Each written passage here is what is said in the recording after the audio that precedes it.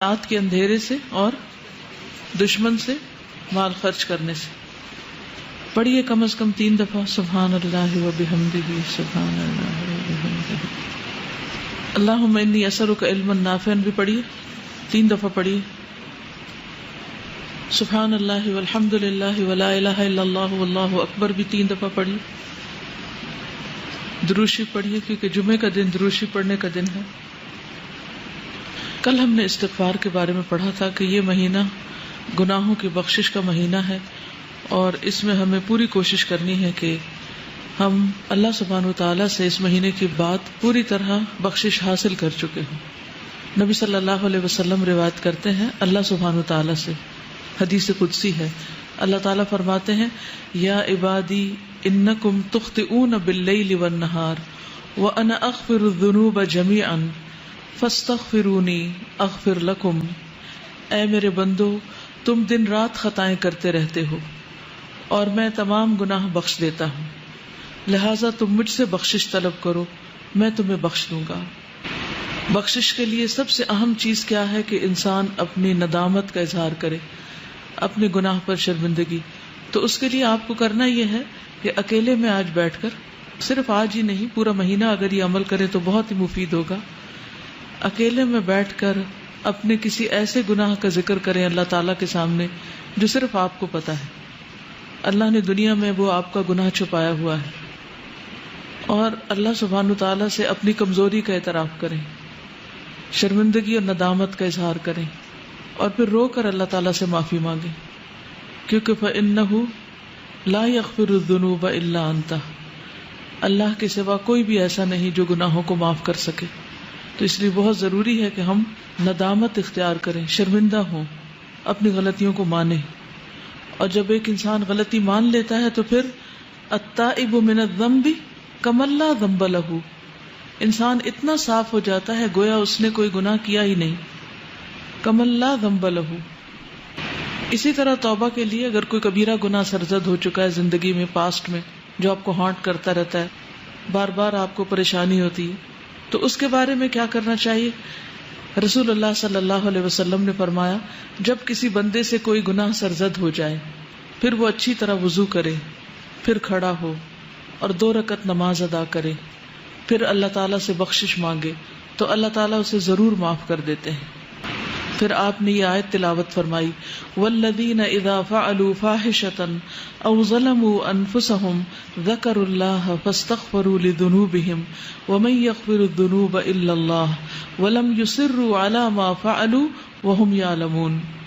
اور پرہیزگار وہ لوگ ہیں کہ جب ان سے کوئی بے حیائی کا کام ہو جائے، انسان ہے نا، غلطیاں ہو جاتی ہیں اور بعض اوقات تو ہم ریئلائز بھی نہیں کرتے کہ غلطی ہو چکی ہے، یا وہ اپنی جانوں پر ظلم کر بیٹھے تو وہ فوراً اللہ کو یاد کرتے ہیں، دیر نہیں لگاتے اور اپنے گناہوں کی معافی مانگتے ہیں.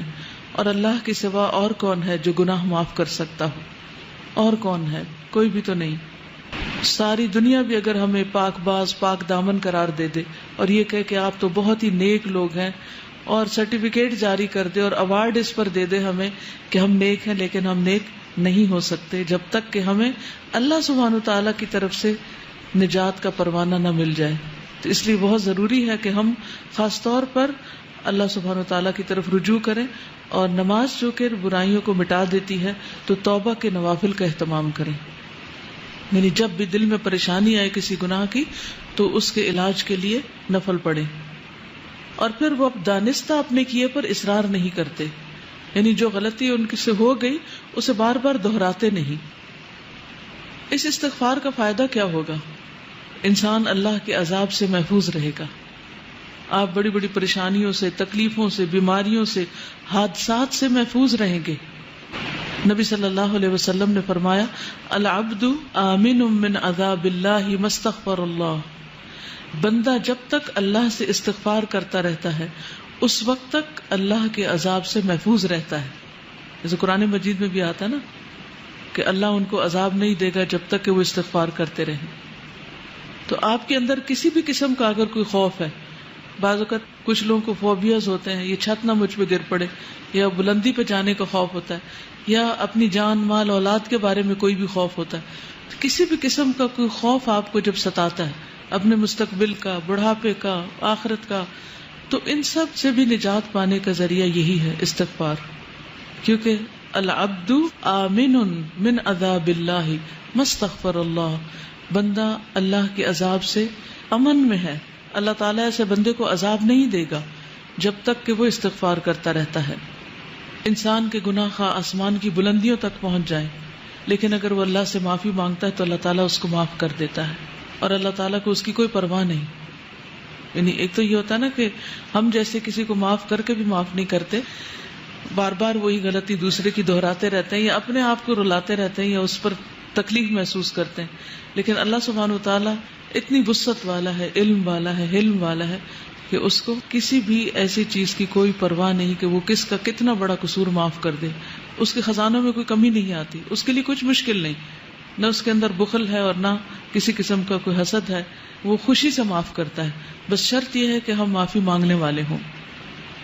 اور ہر انسان خطا کار ہے، اور بہترین خطا کار وہ ہیں جو بہترین اور بہت زیادہ توبہ کرنے والے ہیں، التوابون ہیں. اور پھر یہ بھی خوشخبری ہے کہ آپ کے گناہ نیکیوں میں بدل جائیں گے. یعنی جو غلطیاں، کوتاہیاں، کمیاں ہو گئی وہ الٹا نیکی میں بدل جائیں گی. اور خصوصاً جب انسان استغفار کرتا ہے اور جیسے کوئی نیا مسلمان ہوتا ہے. اسی طرح اپنی بک آف ڈیڈ کے بارے میں کبھی کبھی ہمیں ضرور فکر لگتی ہے کہ پتہ نہیں اس میں کیا لکھا ہوا کس درجے کا سامنے آئے گا، اور اسے دیکھ کر ہماری کیفیت کیا ہوگی، ہمیں اتنی شرمندگی ہوگی، ہم اسے فیس کر سکیں گے یا نہیں. تو جو شخص چاہتا ہے کہ اپنا صحیفہ دیکھ کر خوش ہو جائے، اسے چاہیے کہ استغفار کی کثرت کر دے، کیونکہ اس میں سے وہ سارے انوانٹیڈ چیزیں رب ہو جائیں گی، اریز ہو جائیں گی، صاف ہو جائیں گی. جیسے بچے کام کرتے ہیں نا، ہوم ورک کرتے ہیں اور بڑے کانشیسلی کرتے ہیں، پھر اگر کوئی ایکسٹرا ڈاٹ بھی لگ جائے تو فوراً ربڑ لے کے اس کو مٹانے لگتے ہیں، یا وائٹنر لے کے اس کو، کہ یہ نظر نہ آئے.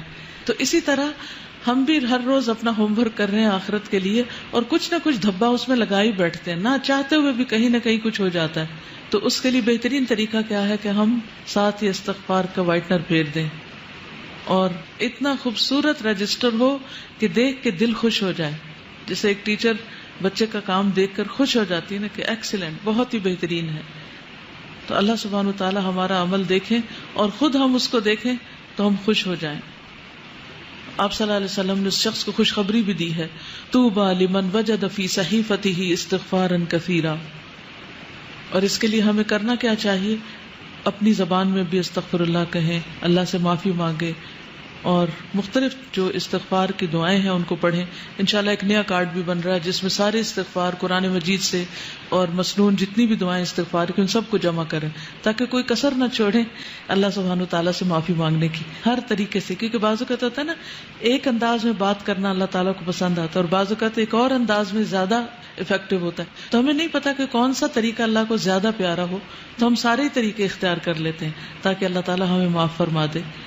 اور عام طور پر جو کثرت سے آپ چلتے پھرتے پڑھ سکتے ہیں، واستغفر اللہ العظیم الذی لا الہ الا هو الحی القیوم واتوب الیہ، اس کا اتنا زیادہ اجر بتایا جاتا ہے کہ اگر کوئی میدان جنگ سے بھاگا، اور یہ کبیرہ گناہ ہے میدان جنگ سے بھاگنا، تو اس کو بھی معاف کر دیا جاتا ہے جو شخص یہ پڑھتا ہے، استغفر اللہ العظیم الذی لا الہ الا هو الحی القیوم واتوب الیہ.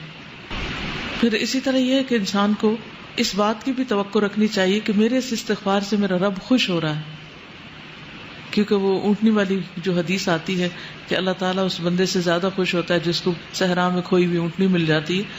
تو جب ہم استغفار کرتے ہیں تو یہ کوئی معمولی فعل نہیں ہے.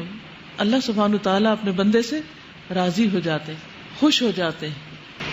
اور پھر آئندہ کے لیے گناہوں سے ڈرتے بھی رہنا چاہیے. یہ نہیں کہ انسان دلیر ہو جائے کہ اللہ تعالیٰ خوش ہوتے ہیں تو پھر میں اور جی بھر کے گناہ کر لوں. نہیں، مومن جو ہے وہ گناہ کو اپنے اوپر پہاڑ کی طرح سمجھتا ہے، جیسے کوئی پہاڑ گر گیا اس پر، اتنا پریشان ہوتا ہے، وہ اتنا تکلیف اٹھاتا ہے گناہ کر کے. اور منافق جو ہوتا ہے یا فاجر، وہ ایسے جیسے ناک پہ بیٹھی مکھی اور اس کو ہاتھ کے اشارے سے اڑا دے، یعنی اسے معمولی سی چیز ہے. اور پھر صبح شام سید الاستغفار بھی انسان پڑھتا رہے، اور ہر مجلس کے اختتام پر، جیسے ہم حالانکہ ہم قرآن پڑھ رہے ہوتے ہیں لیکن پڑھتے اور پڑھاتے ہوئے ہو سکتا ہے کوئی ایسی بات منہ سے نکل جائے جو اللہ تعالیٰ کو پسند ہے، اور بھول چوک تو لازم ہے، ہو ہی جاتی ہے، نہ کرتے ہوئے بھی ہو جاتی. تو ایسی ساری چیزوں اور کمیوں کوتاہیوں کا جو طریقہ ہے وہ پھر استغفار میں ہی ہے. اور وہ کیا ہے؟ سبحانک اللہم و بحمدک اشہد ان لا الہ الا انت استغفرک و اتوب الیک. اور نبی صلی اللہ علیہ وسلم تو دوران مجلس بھی استغفار پڑھا کرتے تھے، رب اغفر لی وتب علی انک انت التواب الرحیم، 70 سے 100 بار تک. ہم تو ایک کام کرنے لگتے ہیں دوسرا بالکل بھول جاتے ہیں، ہمیں تو یاد ہی نہیں رہتا. تو دوران مجلس بھی آپ استغفار پڑھتے رہتے ہیں. اور پھر سب سے بڑی بات یہ ہے کہ دلوں کی صفائی ہوتی رہتی، دل چمکتے رہتے ہیں، کیونکہ دل اگر چمکتے رہیں گے تو ہم خوش بھی رہیں گے اور نہ کوئی خوف ہوگا نہ غم ہوگا، اور جو بھی مزید کام کریں گے ان کی کوالٹی بھی بڑھ جائے گی. مثلا اگر ہم نماز پڑھیں گے تو نماز کی کوالٹی بڑھ جائے گی. چلیے